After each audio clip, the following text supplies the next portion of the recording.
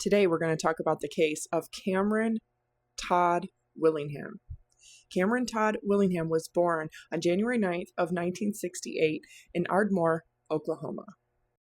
He was an American man who was convicted and executed for the murder of his 3 young children by arson at the family home in Corsicana, Texas, on December 23rd of 1991. Since 2004 execution, significant controversy has arisen over the legitimacy of the guilty verdict and the interpretation of the evidence that was used to convict him of arson and murder. Willingham's case and the investigative techniques were criticized by a 2004 Chicago Tribune article. The case was discussed again in a 2009 investigative report in the New Yorker. This coverage suggested that the arson evidence was misinterpreted. According to an August 2009 investigative report by an expert hired by the Texas Forensic Science Commission, the original claims of arson were very doubtful. The Corsicana Fire Department disputes the findings, stating that the report overlooked several key points in the record. A 2011 documentary, Incendiary: The Willingham Case, also explored the case. Netflix also has a dramatized movie about this case, and it's called Trial by Fire. I highly suggest you watch it. The case was complicated by allegations that Texas Governor Rick Perry impeded the investigation by replacing 3 of the 9 Forensic Commission members to change the commission's findings. Perry denies the allegations. On December 23rd of 1991, a fire destroyed the family home of Cameron Todd Willingham in Corsicana, Texas. Killed in the fire were Willingham's 3 daughters, 2-year-old Amber Louise Willingham and 1-year-old twins Carmen Diane Willingham and Cameron Marie Willingham. William himself escaped the home with only minor burns. Stacy Kuykendall, Willingham's then wife and the mother of his 3 daughters, was not home at the time of the fire. She was out shopping for Christmas presents at a thrift shop. Prosecutors charged that Willingham set the fire and killed the children in an attempt to cover up abuse of the children and wife. However, there was no evidence of any child abuse. Kuykendall told prosecutors that he had never abused the children. Children were, quote, spoiled rotten, unquote. Since Willingham's execution, which was on February 17th of 2004, persistent questions have been raised as to the accuracy of the forensic evidence used in the conviction, specifically whether it can be proven that an accelerant, such as the lighter fluid mentioned above, was used to start the fatal fire. Hurst reviewed the case documents, including the trial transcriptions and an hour-long videotape of the aftermath of the fire scene. Hurst said in December of 2004 that there's nothing to suggest to any reasonable arson investigator that this was an arson fire. It was just a fire. In June of 2009, the state of Texas ordered a re-examination of the case. In August of 2009, 18 years after the fire and 5 years after William's execution, a report conducted by Dr. Craig Rayler, hired by the Texas Forensic Science Commission to review the case, found that a finding of arson could not be sustained. Baylor said key testimony from a fire marshal at William's trial was hardly consistent with a scientific mindset and is more characteristic of mystics or psychics.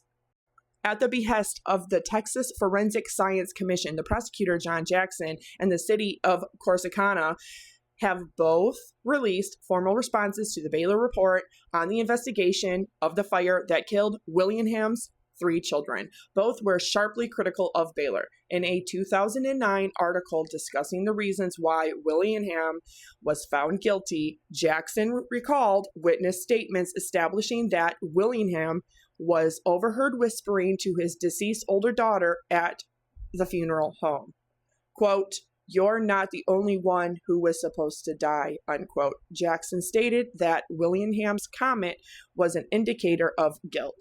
in a rebuttal, Gran wrote, "If the arson investigators had concluded that there was no scientific evidence that a crime had occurred, as the top fire investigators in the country have now determined, Willingham's words at the funeral would surely be viewed as a sign that he was tormented by the fact that he had survived without saving his 3 baby children."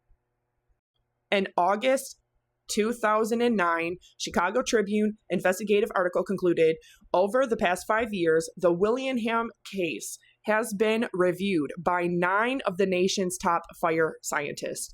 First for the Tribune, then for the Innocence Project, and now for the Commission. All concluded that the original investigators relied on outdated theories and folklore to justify the determination of arson. The only other evidence of significance against Willingham was twice recanted testimony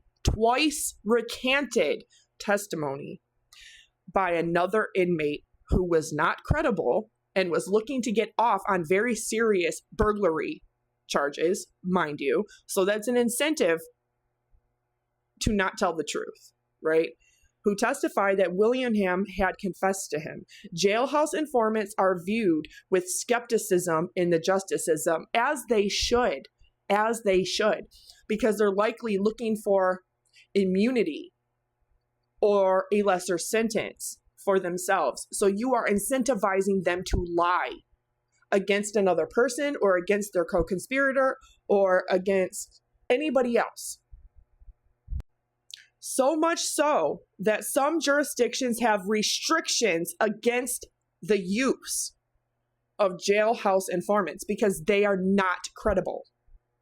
All they do is come with hearsay, and hearsay is everything wrong with infringing on somebody's right to due process, because hearsay is not even admissible in the court of law. So why can somebody come and say, yeah, I'm just going to tell you this hearsay that he told me he's guilty?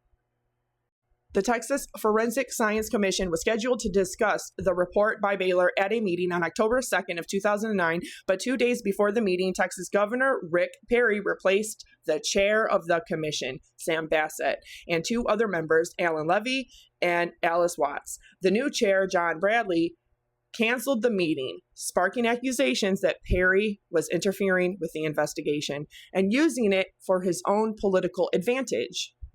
And of course, in 2009, in October, the city of Corsicana released 2 affidavits that included statements from Ronnie Kirkendall, the former brother-in-law of Willingham, originally made in 2004. According to the affidavits, Willingham's ex-wife had told Ronnie that Willingham had confessed to her that he had set the fire. On October 25th, Stacy Kirkendall told the Fort Worth Star-Telegram that during a final prison meeting just weeks before he was put to death, Willingham admitted setting the fire in response to Stacy's alleged threats of divorce the night before. A 4-person panel on the Texas Forensic Science Commission investigating evidence of arson presented in the case acknowledged on July 23rd of 2010 the state and local arson investigators used flawed science in determining that the blaze had been deliberately set. It also found no sufficient evidence to prove that State Deputy Fire Marshal Manuel Vasquez and Corsicana Assistant Fire Chief Douglas Fogg were negligent or guilty of misconduct in their arson work. In 2010, the Innocence Project filed a lawsuit against the state of Texas, seeking a judgment of official oppression. Judge Charlie Baird held an inquiry in September of 2010 in Austin, but Lowell Thompson, the Navarro County DA, appeared at the hearing with a motion for Baird to recuse himself due to the conflict of interest. In 2014, the Washington Post reported that new evidence emerged indicating Webb had said in a taped interview that he had lied on the witness stand in Willingham's trial for the prosecution. So let's talk about facts really quick. Up to 12% of all incarcerated individuals in the United States are actually innocent of the crime they're convicted of. The biggest key factor? Eyewitness testimony, jailhouse informants, false confessions, promise of money in a civil suit.